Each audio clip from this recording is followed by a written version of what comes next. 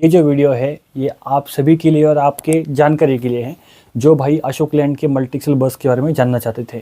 हमने इस गाड़ी के ऊपर एक डिटेल एनालिसिस बनाया है जिसकी मदद से अगर कोई ऑपरेटर इस गाड़ी को खरीदना चाहता है या कोई प्लानिंग करने वाला है तो उनके लिए काफ़ी हेल्पफुल होने वाला है। सबसे पहले बात करते हैं इस गाड़ी का मॉडल नेम क्या है। तो अशोक लैंड की मल्टीएक्सल बस चीज़ का जो नाम है वो अशोक लैंड 2515M रखा गया है, यानी कि 2515M।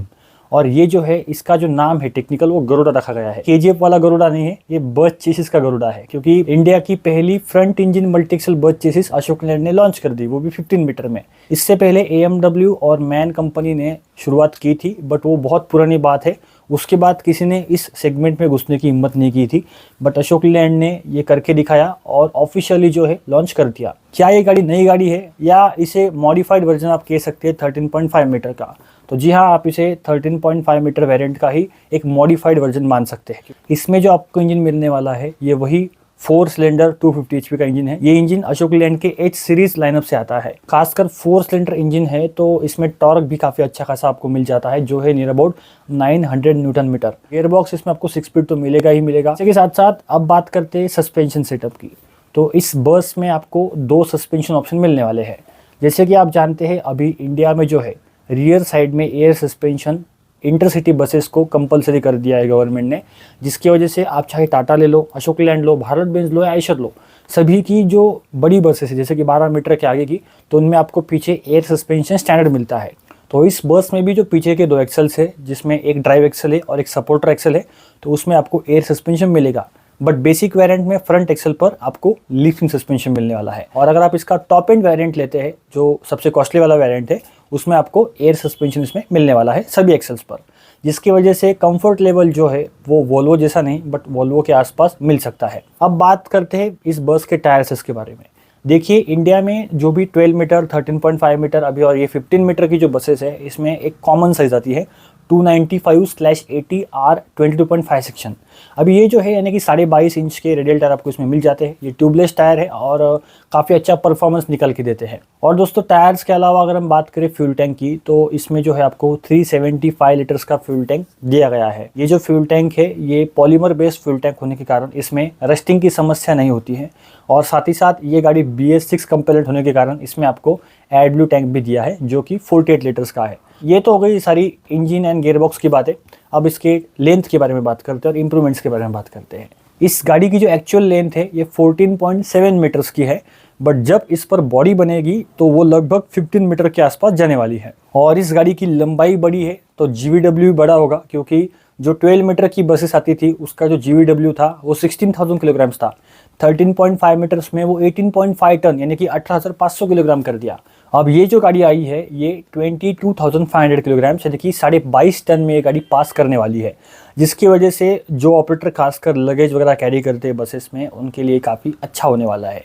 लगेज कैरी करना इलीगल है, ये मैं बात जानता हूँ, बट विदाउट लगेज जो है आप बस बिजनेस प्रॉफिटेबली रन नहीं कर सकते हैं, क्योंकि पैसेंजर्स के साथ साथ एक थोड़ा साइड इनकम होगा तो आप बसेस के छोटे मोटे खर्चे निकाल लेते हैं। अब ये तो बातें हो गई भाई सब टेक्निकल। अब बात करते हैं बॉडी बिल्डिंग की। अगर आप इसमें सीटर बस बनाना चाहते हैं तो आप 2x2 लेआउट के साथ इसमें 60 सीटर की बस बना सकते हैं, ड्राइवर को छोड़ के, यानी कि 60 सीटर की बड़ी बस इसमें बन सकती है सीटर सेगमेंट में विदाउट काफ सपोर्ट। और दोस्तों, अगर आप इसमें स्लीपर बस बनाना चाहते हैं तो इसकी जो लंबाई है वो लगभग वोल्वो के 9600 जितनी ही है। और खासकर वोल्वो 9600 में जैसे आपको 42 स्लीपर बर्थ मिलते हैं, वैसे ही आप इसमें भी 42 स्लीपर बर्थ की बस बना सकते हैं। अब जो बॉडी बिल्डर्स है उनके लिए तो बहुत अच्छा स्पेस में भी मिल चुका है बॉडी बिल्डिंग के लिए, क्योंकि बाईएक्सल वोल्वो 9600 के जो इन्होंने कॉपीज बनाई है बहुत सक्सेसफुल रही है इंडियन मार्केट में। काफ़ी मतलब मेजोरिटी 10 में से 8 बसेज जो है अभी 9600 की कॉपी बन रही है। अब इस चेसिस के आने के बाद लोग 9600 ओरिजिनल और कॉपी में फर्क नहीं कर पाएंगे, क्योंकि सभी में मल्टीएक्सल दिख रहा है। यानी कि बहुत अच्छा यहाँ पर जो अशोक लैंड ने स्कोप बॉडी बिल्डर के जनरेट कर दिया है। इस गाड़ी में सेफ्टी फीचर के नाम पर आपको ABS इंजन ब्रेक और इलेक्ट्रोमैग्नेटिक रिटार्डर दिया गया है। जब गाड़ी घाट सेक्शन में ढलान पर चलती है तो अच्छे से आप कंट्रोल कर पाएंगे। टेक्निकल बातें यहाँ पर पूरी हो चुकी हैं। अब मैं ऑपरेटर क्या इस गाड़ी के बारे में सोचते हैं ये मैं बताऊंगा। देखिए, जो अभी के टाइम पे अशोक लेलैंड की गाड़ियाँ आ रही है जैसे कि 12 मीटर, 13.5 मीटर, जिसमें मॉडल नेम अगर हम देखें तो 2012 यानी कि 2012 और 13.5 मीटर में 2513 जो 2513 नाम से फेमस है। तो इन गाड़ियों में जो एक कॉमन मुझे एक कमी लगती है वो है अल्टरनेटर की, क्योंकि किसी भी बस में कम से कम 2 अल्टरनेटर होने चाहिए, क्योंकि बसेस में इलेक्ट्रिकल सिस्टम अलग होता है और खासकर इंजन का भी जो इलेक्ट्रिकल सिस्टम है उसके चलाने के लिए भी इंजन अल्टरनेटर लगता है। सबसे पहले 2 अल्टरनेटर जो है वो खासकर वोल्वो ने शुरुआत की थी। अगर आप वोल्वो का पीछे का जो इंजन रूम सेक्शन खोल के देखोगे तो उसमें आपको 2 अल्टरनेटर मिल जाएंगे। उसके बाद भारत बेंज ने शुरुआत कर दी, उसके बाद टाटा ने शुरुआत कर दी। अब आयशर भी कुछ वेरिएंट्स में आपको 2 अल्टरनेटर देता है। अशोक लेलैंड ने किसी भी गाड़ी में अब तक 2 अल्टरनेटर नहीं दिए हैं, क्योंकि कॉस्ट कटिंग इनको करनी है।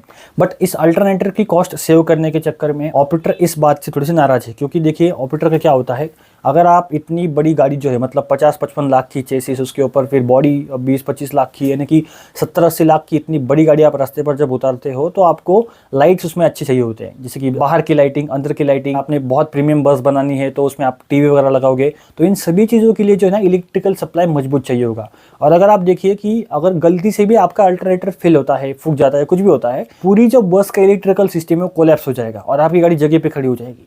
तो ये एक दिक्कत है जो अशोक लेलैंड को सॉल्व करनी है। 13.5 मीटर की जो गाड़ियां है वो काफ़ी अच्छा माइलेज निकालती है, खासकर 4 सिलेंडर में, जिसमें आयशर और अशोक लेलैंड को महारत हासिल है। बट अभी भी बहुत सारे लोग जो है ना वो भारत बेंज और टाटा खरीदते हैं, क्योंकि उसमें 6 सिलेंडर इंजन मिलता है। 15 मीटर की गाड़ी अगर अशोक लेलैंड ने गाड़ी मार्केट में उतारी है, ऑपरेटर के एक्सपेक्टेशन के हिसाब से इसमें 300 एचपी का इंजन होना चाहिए था। अशोक लेलैंड के पास भी 300 एचपी का इंजन है, नेपच्यून सीरीज का इंजन है। अगर वो भी इसमें देते तो भी काफी गाड़ी सक्सेस होती, बट 250 एचपी इस गाड़ी के लिए इनफ नहीं है, क्योंकि एसी का लोड है और खासकर बॉडी का वेट भी बढ़ने वाला है, गाड़ी का लोड भी बढ़ने वाला है। तो आने वाले समय में इस गाड़ी में अशोक लेलैंड ने कम से कम 300 एचपी का देना चाहिए।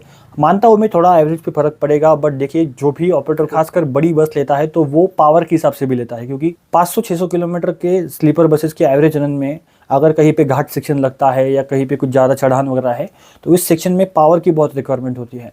तो अशोक लेलैंड ने इसमें 250 एचपी भी शुरुआती समय में दिया है, अच्छी बात है, बट इनको ये इंप्रूवमेंट करनी चाहिए, क्योंकि आने वाले समय में और इंडिया में पावरफुल बसेस आएगी तो उनको कम्पीट करने के लिए इस बस को उतना पावरफुल बनना पड़ेगा। और साथ ही साथ अब बात करते हैं आपके असली सवाल की, जो है प्राइस की। तो देखिए अभी के टाइम पे जो 13.5 मीटर की प्राइसिंग जा रही है इंडिया में ऑन रोड, सभी स्टेट की जो प्राइस है उसका एवरेज कैलकुलेशन करके बता रहा हूँ। 13.5 मीटर बस यानी कि 13.5 मीटर की यहाँ पर बात कर रहा हूँ, तो इसकी जो कीमत है 42 लाख रुपये तक जाती है। बट जब आप डीलरशिप से संपर्क करते हैं तो डीलरशिप आपको थोड़ा डिस्काउंट देती है, जिसमें 5-6 लाख तक इसका डिस्काउंट हो जाता है, तो उसकी कीमत मोटा मोटा आप मान के चलिए 38 लाख रुपये तक जाती है। अभी हमारे बहुत सारे भाई जो है जिन्होंने पहले गाड़ियाँ खरीदी थी वो अभी बोले कि सागर भाई 30 लाख 32 लाख में गाड़ी मिलती है, आप क्या बता रहे हो 38 लाख 39 लाख।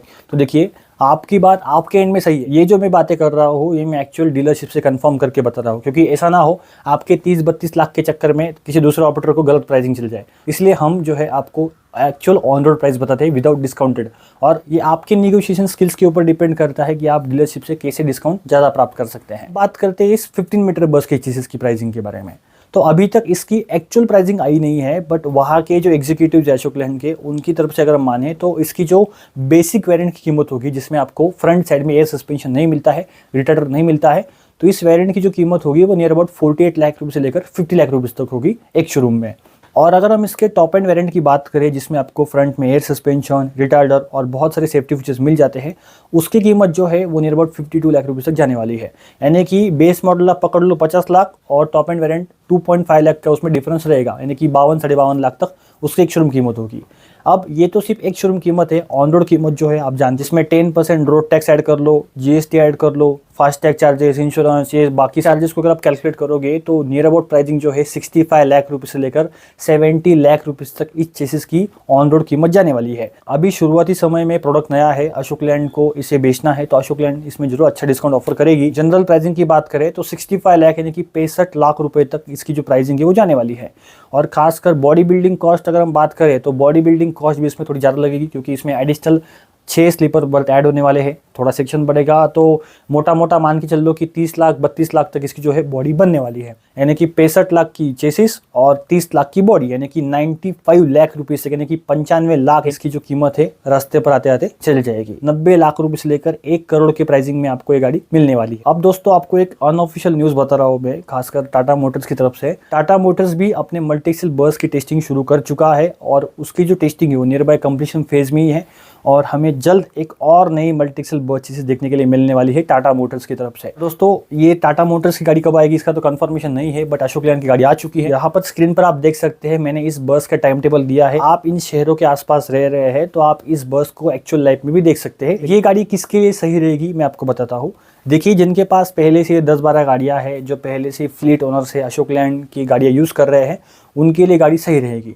बट जो नया ऑपरेटर है वो इतनी ज़्यादा महंगी गाड़ी अफोर्ड नहीं कर पाएगा, क्योंकि 1 CR का इन्वेस्टमेंट जो है बसेस में बहुत ज़्यादा होता है और 1 CR का इन्वेस्टमेंट वो लोग करते हैं जिनके पास पहले से अच्छा खासा एक्सपीरियंस है। नए ऑपरेटर के लिए तो मैं ये गाड़ी रिकमेंड नहीं करूँगा। हाँ, मैं मानता हूँ इसमें प्रॉफिट ज़्यादा है, एडिशनल 6 बर्थ मिल रहे हैं आपको, इसमें मुनाफा ज़्यादा होगा। नॉर्मल बस के मुकाबले इसमें 30% ज़्यादा आपको ऑक्यूपेंसी मिल रही है, यानी कि 12 मीटर को अगर हम 15 मीटर से कंपेयर करें तो यानी कि लगभग 12 स्लीपर बर्थ का इसमें फ़र्क आ रहा है नॉर्मल बस के मुकाबले। और खासकर बस भी बड़ी है तो इसका मेंटेनेंस भी अच्छा खासा होगा, इसमें कोई डाउट नहीं है। एक बात तो माननी पड़ेगी भाई, अशोक लेलैंड कंपनी में सच में दम है भाई, क्योंकि इतने टाइट मार्केट कंडीशन में भी इन्होंने अपनी मल्टी एक्सेल बस चेसिस उतार दी। 3-4 साल से इन्होंने टेस्टिंग की है। इस गाड़ी को बेचने के लिए अशोक लेलैंड को कोई दिक्कत नहीं आएगी, क्योंकि इनके पास बहुत बड़ा कस्टमर बेस है।